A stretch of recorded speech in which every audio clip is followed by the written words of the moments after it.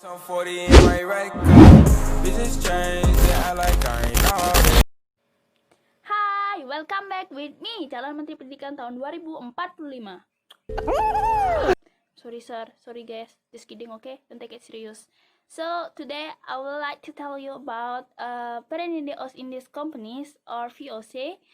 I think some of us already know what is VOC because VOC was a common subject in Indonesian history that we learned start from junior high school till senior high school. I think maybe now too. So we will remind I will remind you, and also we learn together about VOC again today. So check it out. First, I want to tell you about VOC's establishment background. Nah, start from British desire for have a more spice. They established one state union that we call it by AEC or East Indies Company. Membuat Belanda pada saat itu merasa ketar-ketir, khawatir, takut kalau mereka tersingkir. Nah, karena hal itulah akhirnya Belanda yang diperkasai oleh Mr.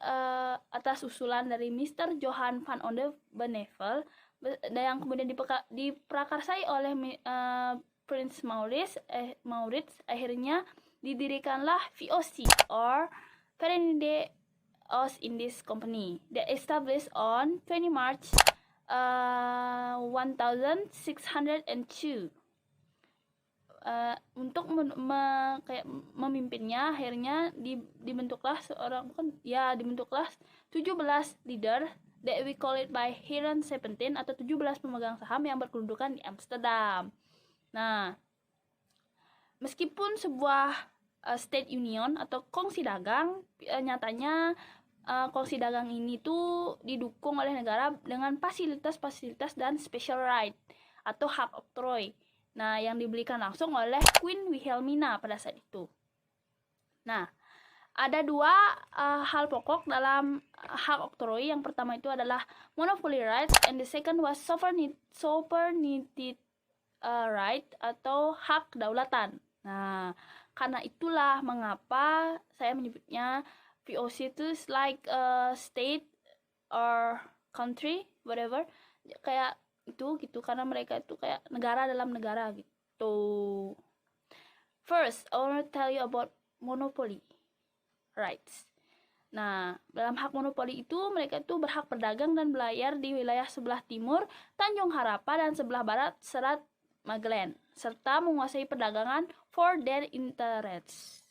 Nah, yang kedua, hak sovereignty atau hak kedaulatan.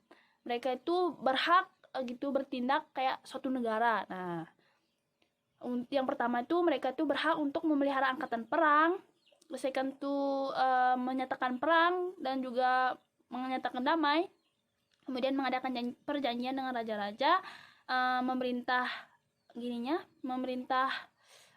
daerah-daerah tersebut, build their own benteng, kemudian mengangkat dan memberhentikan penguasa setempat, kemudian menjalankan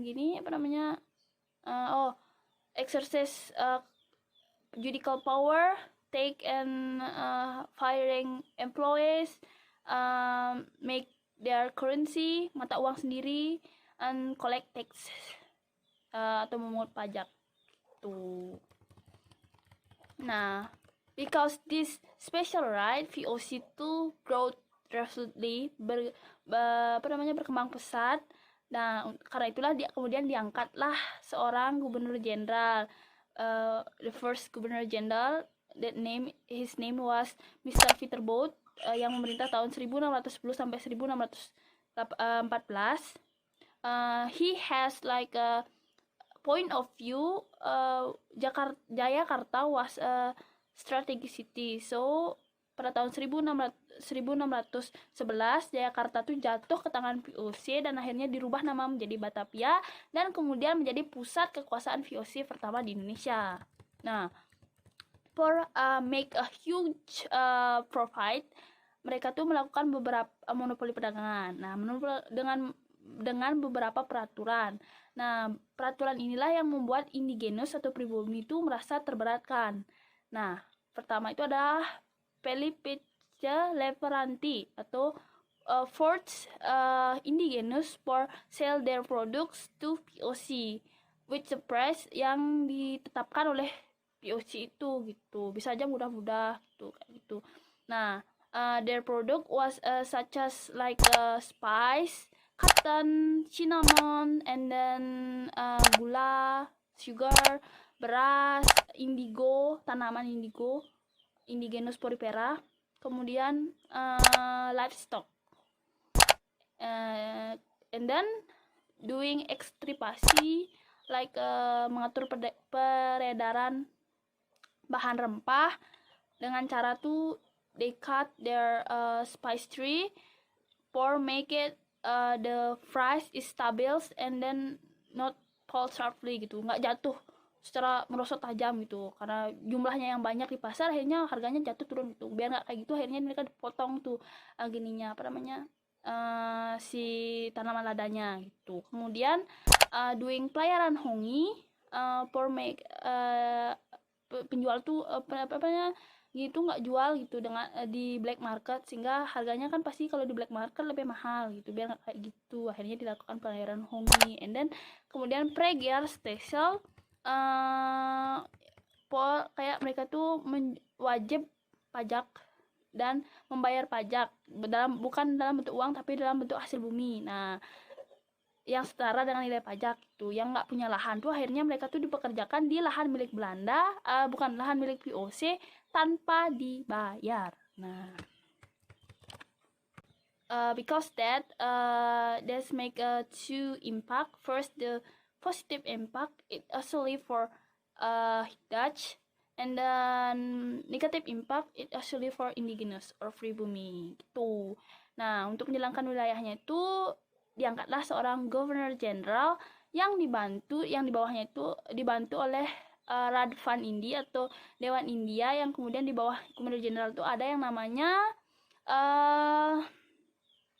residen yang dibantu oleh asisten residen tuh. There are several governor general that have a prestation in Indonesia, such as Jan Pieter Zoenkun yang memerintah pada tahun 1619 sampai 1629, and the second Mr. Antonio van Diemen yang memerintah pada tahun 1636 sampai 1645, third Mr. Johan Maetschiker yang memerintah tahun 1653 sampai 1678, dan keempat Mr. Cornelis Spelman yang memerintah tahun 1681 sampai 1684. Nah, mereka tuh menggunakan sistem direct rule atau pemerintahan tidak langsung, indirect rule pemerintahan tidak langsung dengan memanfaatkan sistem feodal. Nah, in the middle of 18th century, VOC was mengalami kemunduran gitu. Nah, beberapa sebabnya. There are several reasons that the first because corruption. Nah, karena banyak pegawai yang korupsi, akhirnya walaupun pendapatannya besar, akhirnya jadi minus karena mereka tuh banyakkan korupsi gitu. The second, karena banyaknya pengeluaran biaya untuk perang gitu, karena banyak perlawanan juga kan. The third, itu banyaknya gaji yang harus dibayar. Karena wilayah VOC itu kan udah luas, akhirnya mereka tuh memerlukan banyak pegawai. Karena itulah mereka perlu banyak uang untuk membayar pegawainya itu gitu. Keempat adalah pembayaran pay dividend atau pembayaran dividen yang dibagi gini kayak keuntungan saham yang dibagi kepada pemegang saham gitu. Walaupun sebenarnya kasnya udah minus tapi mereka tetap membayar itu gitu. Karena itulah akhirnya mereka mengalami kebangkrutan. Kemudian bertambahnya persaingan dagang di Asia, terutama Inggris sama Prancis. Kemudian yang keenam itu adalah perubahan situasi politik yang akhirnya di Belanda tuh gitu, yang akhirnya berdirilah Republik Batak yang demokratis dan liberal, sehingga mengutamakan perdagangan bebas gitu. Dan akhirnya VOC itu dibubarkan pada tanggal 31 Desember tahun 1799 dengan meninggalkan kantor dagang, gudang, dan juga hutang sejumlah 1.306,7 juta gulden yang kemudian kas Belanda pun sampai kosong gara-gara membayar hutang tersebut. Sekian dan terima kasih.